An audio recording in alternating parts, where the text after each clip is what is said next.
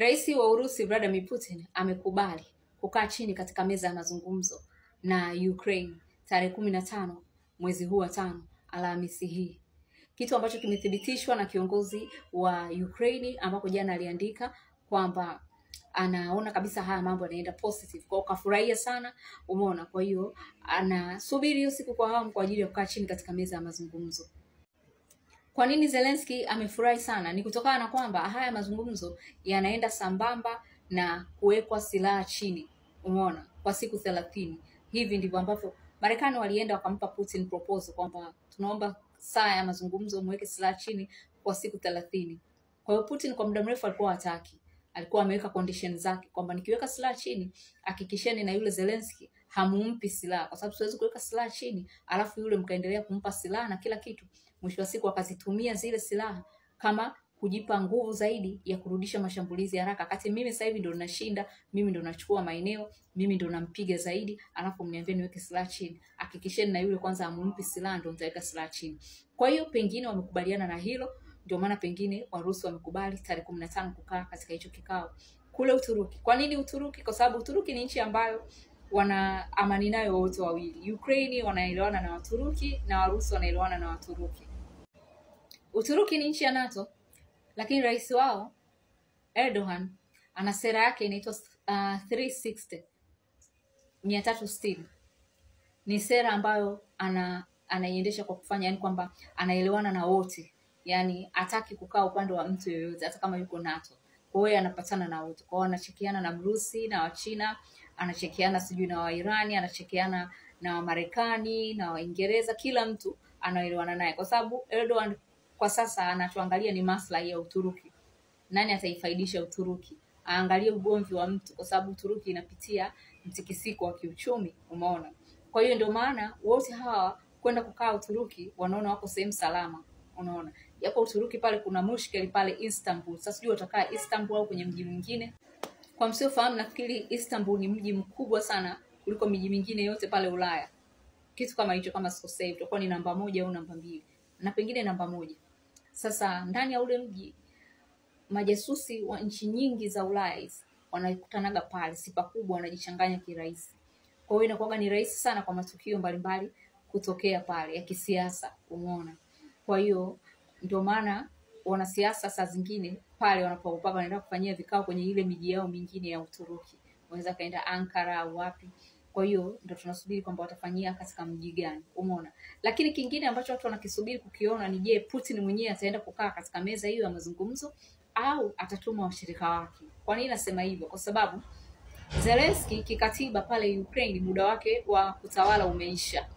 Ilitakiwa Ukraine iingie katika uchaguzi, lakini haikuingia katika uchaguzi. Akasema hawezi kuingia katika uchaguzi kwa sababu yuko vitani. Kwa hiyo kikatiba Zelensky si rais tena kwa sababu muda wake ulishaisha. Kwa hiyo Putin siku zote amekuwa akisema kwamba siwezi kukaa katika meza ya mazungumzo na mtu ambaye si rais tena kikatiba, afu mimi ni rais afu yeye si rais. Kwa hiyo itakuwa kama kujinanilia. Kwa hiyo sasa tunakwenda kuangalia atakwenda kukaa Putin mwenyewe au atatuma wawakilishi. Hicho ndo kitu ambacho watu wanasubiri. Lakini Zelensky yeye anasema yuko tayari kukaa na Putin ana kwa ana. Je, Putin yuko tayari kukaa na Zelensky ana kwa ana? Umeona? Kabla ya Warusi kukubali kwenda kukaa katika meza ya mazungumzo hiyo tarehe 15 kule Uturuki, viongozi wa Ulaya wengine walienda Kiev, kama kiongozi wa Uingereza Keir Starmer, kiongozi mpya wa Ujerumani, lakini pia na Macron naye alikuwepo kama sikosei. Walipofika Kiev, mambo mengi walioyaongelea ilikuwa ni lawama kwa Mrusi, kwamba Mrusi hataki kukaa katika meza ya mazungumzo. Mrusi hataki kuweka silaha chini kwa siku 30 kama ambavyo wengine tumepropose. Yeye hataki kufatisha. Kwa hiyo Mrusi hataki amani. Ukraine anataka amani, yuko tayari kukaa chini katika meza ya mazungumzo, lakini Mrusi hataki hiyo amani itokee. Haya ndio yalikuwa hayo mazungumzo katika ule mkutano ambao wamekutana juzi. Nafikiri kwa tarehe 9 kwenye sherehe zile za ushindi walienda Ukraine kumtembelea Zelensky au viongozi. Kwa hiyo haya ndio yalikuwa mazungumzo makali zaidi, yani kwamba kumtuhumu Mrusi hataki kukaa chini katika meza ya mazungumzo.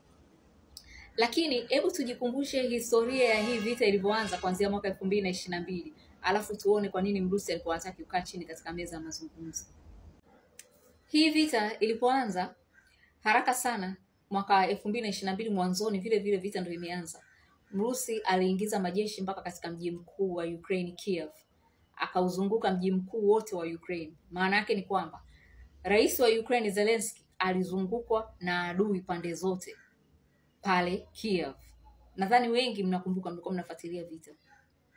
Na akamwambia Zelensky kwamba ukitaka tutoe majeshi, kubali tukae chini katika meza ya mazungumzo, usaini ukubali yale ambayo tunayataka. Kitendo cha Zelensky kuzungukwa pande zote na adui Ikulu kilimfanya akubali kukaa chini katika meza ya mazungumzo. Mrusi anataka nini? Mrusi alikuwa anataka Ukraine isijiunge NATO, lakini pia jimbo la Donbas liwe huru. Jimbo la Donbas, kwa nini alikuwa anataka liwe huru? Kwa sababu lina watu wenye asili yao ya Warusi. Umeona? Na wale watu walikuwa wanapigana na Ukraine, waliunda vikundi walikuwa wanapigana na Ukraine, wanataka kujitenga kuanzia mwaka 2014. Kwa hiyo Mrusi, kwa kuwa wale watu ni asili yao, kwa Putin akasema waacheni hao watu wawe huru, wajisimamie wenyewe. Jimbo liwe huru, lakini pia msijiunge NATO. Ina maana kwamba ardhi yao isitumike na maadui zake kwa ajili ya kumwangamiza. Kitu kama hicho nchi za Ulaya wakaona hapa tutakosa mambo. Kwa hiyo moja kwa moja kiongozi wa Uingereza wa zama hizo ambaye anaitwa Boris Johnson alienda Kiev. Wengi tunakumbuka tulimuona. Alienda Kiev na kumwambia Zelensky, pigana, usikae chini ukakubali anayotaka yeye. Pigana, sisi tutakusaidia kwa kila kitu mpaka ukomboe maeneo. Umeona? Au mpaka tumtoe Mrusi ndani ya Ukraine. Kwa hiyo Zelensky akabadilika. Na Putin alimwahidi nini? Alimwambia ukikubali kukaa chini kwenye meza ya mazungumzo na kusaini, sisi tunatoa majeshi Kiev. Akasema sawa, nakubali. Warusi walifanyaje? Walitoa majeshi Kiev, watu wote tuliona. Lakini baadaye Zelensky alipoambiwa pigana, tutakusaidia, akakataa. Kwa Warusi walitutolea kila kitu, yale makaratasi kwamba mnaona tuliwaambia wakubali hiki na hiki na hiki, tutatoa majeshi Kiev, na kweli tulitoa, lakini wamegeuka, wamfuatisha Johnson alivyosema kwamba waendelee kupigana, watawasaidia. Zelensky sasa tutaendelea kupigana mpaka mwisho. Umeona? Kwa haraka hata wewe ukiambiwa kwamba NATO nzima wako upande wako, pigana, utataka kupigana kwa sababu si NATO nzima wako upande wako. Lakini kwa bahati mbaya huyu ni Mrusi. Katika historia ukiangalia majeshi ya Marekani yalikuwa kila yanapokutanaga na Warusi katika nchi mbalimbali, wenyewe kwa wenyewe hawajawahi kupigana, lakini wakikutana katika nchi mbalimbali, mfano walikutana China mwaka 46, Mrusi akamshinda Marekani. Walikutana Vietnam, Mrusi alimshinda Marekani. Walikutana Angola, Mrusi alimshinda Marekani. Walikutana katika vita ya Ogaden kati ya Somalia na Ethiopia miaka ya 70, Mrusi alimshinda Marekani. Walikutana Syria mwaka 2015, Mrusi alimshinda Marekani. Marekani akashindwa kumtoa Assad. Umeona? Walikutana mwaka 71 katika vita ya India na Pakistani, Mrusi alimshinda Marekani. Unaona? Kwa hiyo kwenye historia hivi ndivyo inavyokuwa. Lakini pia mwaka 1918 Marekani aliingiza majeshi ndani ya Urusi. Warusi walikuwa wanapigana katika vita yenyewe kwa wenyewe. Warusi na jeshi lao jekundu, Red Army, waliwapiga wanajeshi wa Marekani, wakazikwa pale ndani ya Urusi. Kwa hiyo hivi ndivyo ilivyo katika historia yao. Umeona? Kwa hiyo ni ngumu sana kumtoa Mrusi katika kutimiza azma yake. Hiyo wanaitambua, lakini wako wanafanya majaribio kuangalia tutaweza kumtoa, na majaribio, uwanja wa majaribio ukawa ni Ukraine. Sasa yakaendelea, vita ikaendelea, Zelensky akapigana, wakampa mamluki, wakampa silaha, wakampa pesa, wakampa majasusi, lakini sasa hivi tumefika miaka 3 wameshindwa kumtoa Mrusi ndani ya Ukraine. Lakini pia wameshindwa kukomboa hata mji mmoja ndani ya Ukraine. Labda Mrusi mwenyewe aamue kutoa majeshi yake. Lakini pia wameshindwa wameshindwa kumtoa Mrusi ndani ya Ukraine kwa kifupi. Umeona? Kwa miaka yote 3.